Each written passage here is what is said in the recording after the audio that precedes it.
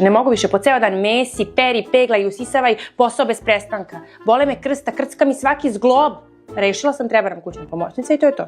Ajmo, devojke, samo što nisu stigle na razgovor. Ti samo sedi, gledaj i ništa ne progovaraj, mnogo si popustljiv. Ja imam više iskustva u ovim kućnim poslovima. Nije više kao neki dodatni poslić da zaradim malo za klarbinu za društvo, a već sam radila kao pomoćnica u jednoj kući. A mogu li da znam zašto više ne radite? Ma ta žena, znaš ono kad milenijalka nije bila normalna, bukvalno bila ljubomorna ko pas. Znaš kad joj smetalo što dolazim na posao u helankama, znači bojala se da se ovaj njen ne zacopa u mene, što se na kraju i desilo. Ono, ko voli da stalno žena kuka, bole me krsta, bole me leđe, kukovi. Muškarci vole mladu energiju.